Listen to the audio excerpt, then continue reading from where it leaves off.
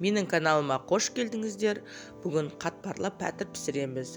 Бізге ол үшін ұнды аламыз, тұзымызды, аздап сметанамыз болса сметанамыз, немесе сүтті, сұйық майымызды, немесе комбин жырымызды салып, жұмсақ, былшырақ емес, жұмсақ қамыр илейміз.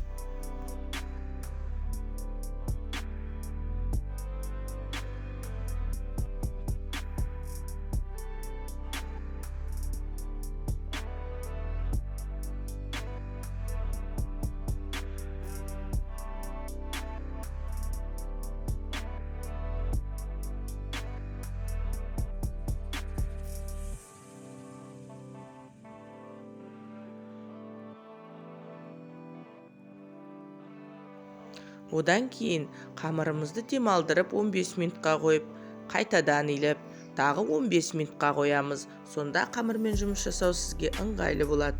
Одан кейін қамырымызды ысамыз.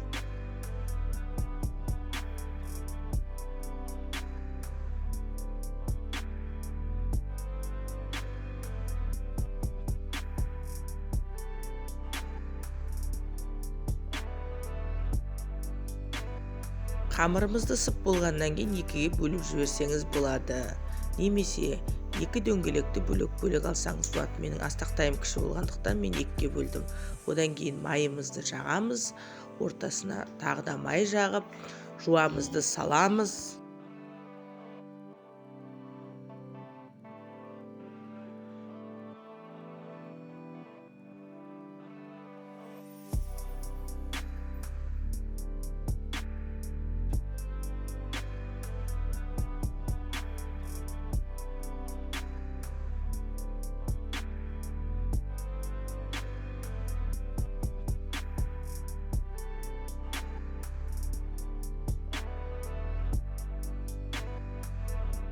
Жуамызды салып болғаннан кейін осылай дөңгелетіп шығамыз.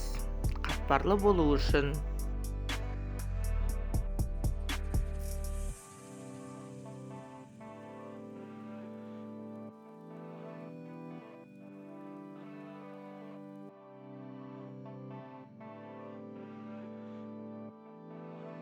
Үстіп дөңгелеткеннен кейін одан кейін ұлуға айналдырып, тағы дөңгелетіп 10-15 минут тұндырып қоямыз. Сол кезде қамырды жазып, пәтірімізді жазып, табаға орналастыру қиындық соқпайды.